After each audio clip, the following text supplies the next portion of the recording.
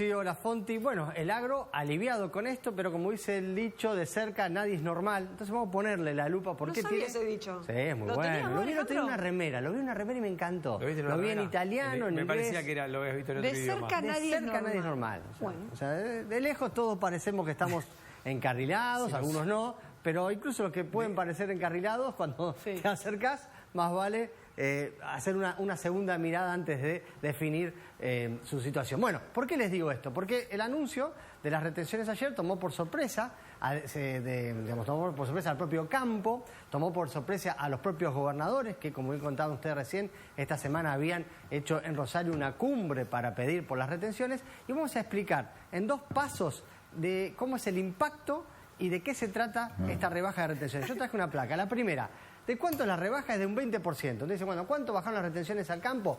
Un 20%. En concreto, la soja bajó del 33 al 26% y sus derivados, que sería el aceite y la harina, del 31 al 24%. Punto para ver interesante. Sigue siendo más barato, mantiene el gobierno este diferencial de exportar harina y aceite que el poroto, o sea, premia el valor agregado. A algunos chacareros esto no les gusta, pero para la industria dice que es muy bueno porque incentiva el agregado de valor. Bueno, el precio teórico, esto es muy interesante aclararlo, porque es teórico, sería, en la jerga sería la capacidad de pago de los compradores de granos, las aceiteras, los exportadores. ¿Cuánto mejora por esta baja del 20%? $28 por tonelada. ¿A cuánto se va? A $391 la tonelada. Pero esto es la teoría, ¿sí? Yo te diría que, por ejemplo, las exportadoras, las industrias vienen pagando hoy por hoy un precio teórico por encima del que figura, con lo cual hay que ver todavía cuánto de esa baja del 20% llega al agro. Eso es un tema a definir, por varias razones. Pero sigamos. En la soja, esta baja de retención de un 20% la vuelve a dejar como el 2019, como cuando estaba el último año del gobierno de Mauricio Macri. O sea, vuelve para atrás con los aumentos de Alberto Fernández, que, recordemos, en aquel momento había críticas del campo por las retenciones. Mauricio Macri había bajado inicialmente las retenciones, cuando se le desmadró su gobierno las volvió a subir, o sea que estamos hoy, entre comillas, del campo celebrando, pero se está volviendo a una situación que ya de por sí era mala. Y no nos olvidemos que los puristas del agro dicen, che, las retenciones son malas en el 1%. Es el único país que tiene retenciones, o sea que le cobra al que exporta un impuesto, y realmente para combatir la inflación no sirve porque es el único país que tiene retenciones y tenemos más inflación que todo el resto de los países de América Latina. Bueno, trigo, cebada, sorgo y maíz bajan también un 20%, del 12 al 9%, al 9.5%, girasol baja del 7 al 5%, y se eliminan las retenciones en las economías regionales. Esto es muy interesante, es por ahí lo que menos está fuerte en la agenda periodística, pero se le saca el arroz. Al cuero, interesante, esto es bueno para los frigoríficos, porque la venta de cuero es un negocio interesante de recupero que estaba frenado y las retenciones eran altas. Bueno, así quedó el esquema. Ahora vamos a ver el impacto rápidamente, qué mejora y qué cambia con este nuevo esquema, y acá traje otra placa para puntualizar los cambios. Primero, alivio financiero para el agro. Ojo, esto es alivio. ¿Alivio qué quiere decir?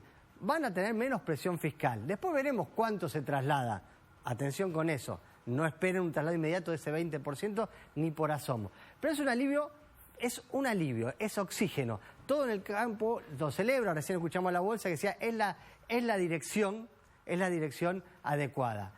Alivia al campo y la alivia a un agro que viene en un momento muy complicado. Teníamos precios en dólares muy bajos, el impacto de la sequía y la falta de lluvias. O sea, tenemos una situación delicada. Todavía se están pagando cuentas atrasadas por las sequías anteriores, con lo cual le viene en un muy buen momento para el agro. Hay un tipo de cambio atrasado, o sea que le viene bien al agro para tratar de equilibrar un poco, un respiro, pero a ver, no da vuelta a la taba, no les mejora, habrá que ver zona por zona. Capaz que una empresa que esté mejor acomodada, en una zona que llovió bien, le mejora mucho. Capaz que una empresa que viene con algunos problemas y está en una zona donde no llovió bien, no le mejora mucho o no le mueve el amperímetro demasiado. O sea, después habrá que ver, ese alivio puntual no mejora las condiciones fundamentales o estructurales. ¿Por qué? Y ahora lo vamos a ver. Un tema para la ciudad, y esto es interesante, y para los consumidores, para los ciudadanos que no tienen nada que ver con el campo. Esto está alejando las presiones devaluatorias. Por el campo que decía, o me bajás retenciones o me subís el dólar. O sea, este gobierno no quiere subir el dólar. Está puesto en su ADN que se combate la inflación con superávit fiscal y con ancla cambiaria, o sea, con el tipo de cambio bajo. Ante esta presión, ¿qué dice? Bajamos retenciones. Entonces, aleja la sombra del dólar que se pueda disparar, como muchos sostienen que está el tipo de cambio atrás. O sea, esto es interesante no solo para el campo, sino para toda la economía. Ahora, este alivio financiero, y yo digo que es alivio y no una mejora fundamental en la situación, tiene que ver con una cuestión fundamental. Esta es una medida temporaria. Empieza a regir el lunes, habrá unos días donde habrá que acomodarse. Hoy a la tarde hay una reunión entre la Cámara de Industria Aceitera y el Gobierno, el Ministerio de Economía, para ajustar la letra chica. Hay que ver todas las normativas complementarias. Después las empresas tienen que acomodarse. Habrá un par de días hasta que se acomode el sector. Pero empieza a regir la semana que viene. Pero hasta el 30 de junio. O sea, medida por plazo, por tiempo limitado. Todo esto genera un montón de distorsiones comerciales. En el pago de alquileres, en el pago de canjes, en el pago de insumos. También puede aparecer en el pago de arrendamientos. O, no sé, servicios que un camionero le prestaba al productor y dice, che, ahora tenés menos retención. O sea, te distorsiona todo porque es temporario. Esto nunca es bueno. Esto va a generar algún impacto negativo o un impacto no buscado. Esto va a traer mucho ruido en el campo. Ahora, otro impacto político. Y esto de que al ser transitorio, una de las cuestiones que genera es que no va a incentivar la nueva siembra. O no va a cambiar las condiciones de base. Esto es para ahora, es para mejorar esta situación. Para ir cerrando, rédito político para el gobierno. El gobierno estaba medio cruzándose con el campo. Esto como que lo reconcilia. Había muchas protestas, no solo de la mesa de enlace, sino de las bases que lo votaron en masa a Milei, que le estaban diciendo, nos estás olvidando, las campañas, la promesa de campaña no la estás cumpliendo. Con esto el gobierno, si bien es una baja, atención, los puristas no se olvidan de esto, es una baja temporaria, vuelve a reconciliarse. A las provincias que hay un debate interesante. Por un lado les pone la presión. Bueno, yo ya bajé retenciones. ¿Van a bajar ustedes ingresos brutos? ¿Van a bajar ustedes inmobiliario? ¿Sí? O sea, les devuelve la pelota a la cancha a ellos. Pero también, y ayer lo discutíamos en la redacción de Rosario 3 con Damián Schwartein, para las provincias también salen ganando.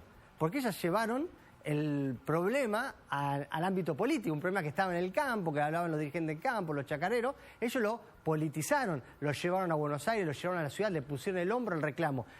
Hicieron suyo el reclamo del agro, también ganan, entonces, si bien el gobierno le tira la presión y si bien los chacareros hoy miran, bajaron la tensión y ahora bajan ingresos brutos, también hay una lectura política ahí que las provincias también logran capitalizar el tema. Ahora, y cierro con esto, la sombra de Massa y Macri, atado a algo que hablamos acá, que es que esto es por un tiempo que es temporario, que es a plazo y que por ende es distorsivo, no es una mejora de fondo, es un alivio momentáneo. La sombra de Massa y la sombra de Macri, ¿por qué les digo? Porque esto tiene mucho de sabor a los famosos dólar soja que hizo Macri. Hizo Massa. En el 2022 dijo, por única vez voy a poner un tipo de cambio diferencial para el agro, para que me vendan el stock guardado de soja, para que me liquiden. Eso por única vez lo repitió como 4 o 5 veces. Entonces esta cuestión de que, che, esto es temporario, suena mucho a Massa, suena mucho a lo que nosotros criticamos. Nosotros buscamos, dicen en el agro, la rebaja constante y permanente de retención. Esto es... parece una medida así a las apuradas, momentánea, coyuntural. Por eso la sombra de Massa. ¿Y por qué la sombra de Macri? Porque Macri, como comentamos al principio, también arrancó su gobierno bajando retenciones. Pero cuando se le desmadró la cuestión fiscal, volvió a subirlas. ¿Qué puede pasar el 30 de junio entonces? Si el gobierno no tiene superávit, si no hay acuerdo con el fondo, decir, bueno, che, listo, perdón, vuelvo para arriba, las retenciones están en el campo los que confían que llegaron para quedarse, que un año electoral es poco probable que Milei dé marcha atrás, pero esa sombra está. Así que este es el impacto que tienen en el agro la rebaja de retenciones anunciada por el gobierno.